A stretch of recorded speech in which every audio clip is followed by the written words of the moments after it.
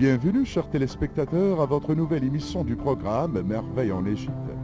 Je vous invite donc à visiter un des sites les plus fameux et impressionnants au monde, le musée d'antiquité égyptien au Caire. Ce musée qui renferme la plus grande richesse des monuments antiques et les meilleurs chefs-d'œuvre qui remontent à la période très ancienne et pharaonique. On a choisi donc dans ce film que vous allez voir tout à l'heure quelques pièces parmi les meilleures qui manifestent l'apogée et la gloire à la période du Nouvel Empire pharaonique.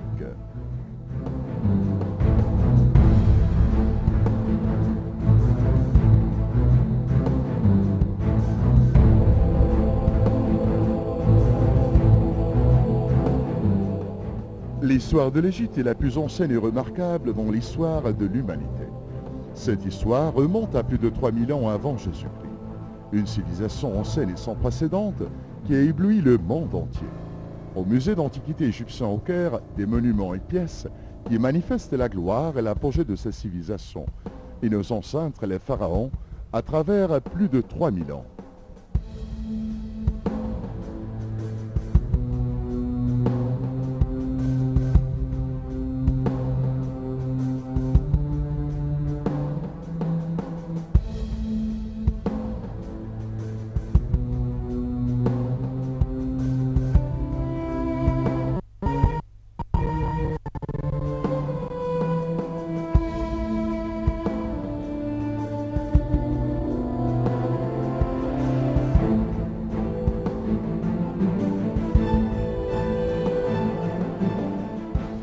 Ce musée riche et antique par ses monuments a été construit en 1902 par l'architecte français Marcel Dogon. Composé du rez-de-chaussée et le premier étage, le musée abrite donc plus de 160 000 pièces de l'époque pharaonique et gréco-romaine.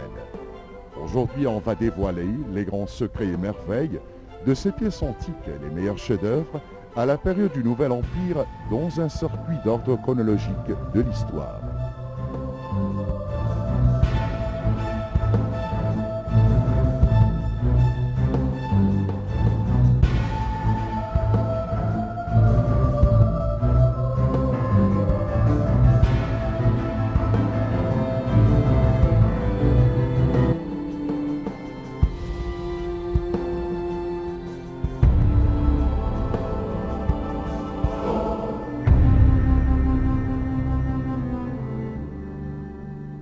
Commençons donc par la reine Hatshepsut, au XVIIIe dynastie Nouvel Empire, entre 1490 et 1470 avant Jésus-Christ.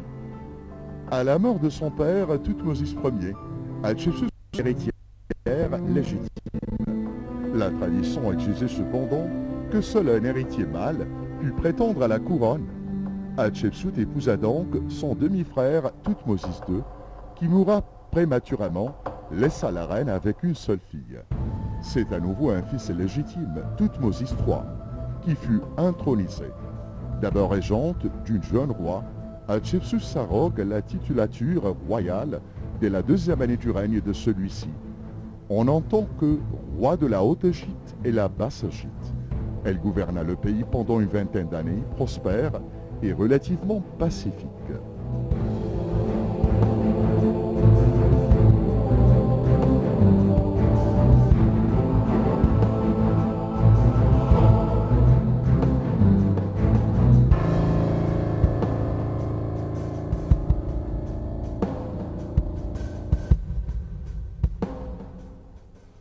Cette merveilleuse tête d'Hatshepsut appartient à l'une des statues osiriques qui se dressait en façade contre les piliers du portique de la terrasse supérieure du temple de la reine à Der el-Bahari.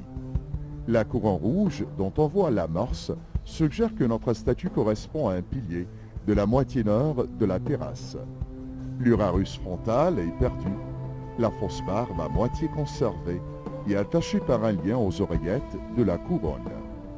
Portrait de la reine en Osiris porte les marques distinctives d'un visage féminin, larges yeux prolongés, le nez délicatement busqué, les joues pleines et la bouche gracieuse, et une certaine intelligence se dégage de ce visage, dont l'heureuse conservation des couleurs avive le regard et anime le sourire à peine amorcé.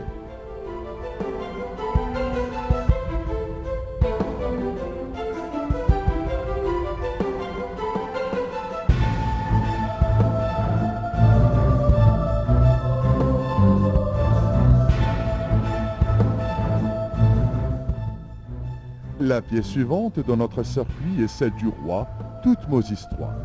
Statue en pierre de schiste, dégagée de la cour de la Cachette à Karnak. Les statues de ce roi conservent la physionomie d'un souverain illustre, considéré comme le plus grand conquérant de toute l'histoire de l'Égypte. Ce roi tenu à l'écart du pouvoir pendant 22 ans par Hatshepsut commence dès sa mort une vaste activité de construction et entame une politique de conquête qui aboutira à la suprématie de l'Égypte au Proche-Orient. La statuaire royale a atteint à l'époque de Thoutmôsis III une forme d'expression parfaite de la souveraineté. Le corps est ainsi élégant, le visage rayonnant sur la couronne blanche et dominé par l'Urarus, le nez aquilin, les yeux presque félins et la bouche légèrement souriante, marque cette œuvre d'une incontestable noblesse.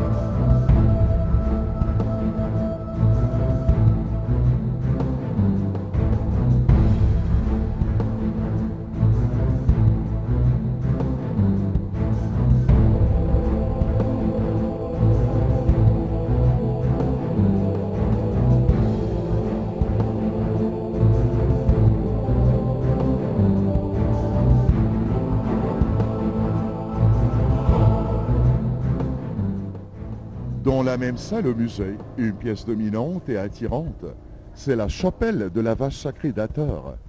La pièce en grès peint, trouvée à Der el-Bahari, remonte à la 18e dynastie Nouvel Empire, règne de Thoutmôsis III.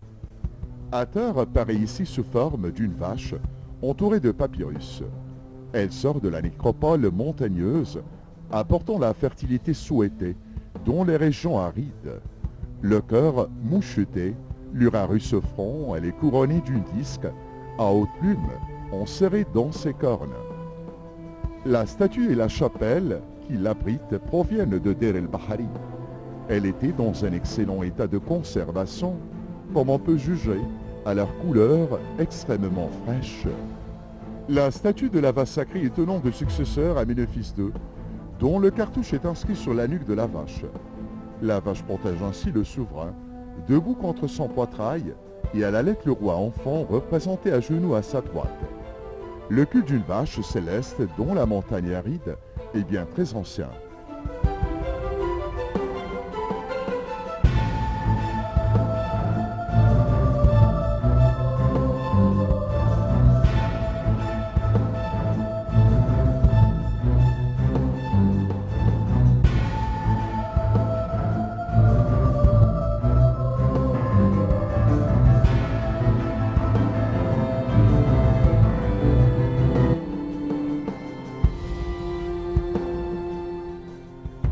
Le sanctuaire au fond est consacré pour Thoutmôsis III. On va représenter sur les parois. À gauche, il est suivi de son épouse, consacre les offrandes empilées devant le naos étoilé de la vache divine, qui protège la figure royale et allaite le roi enfant.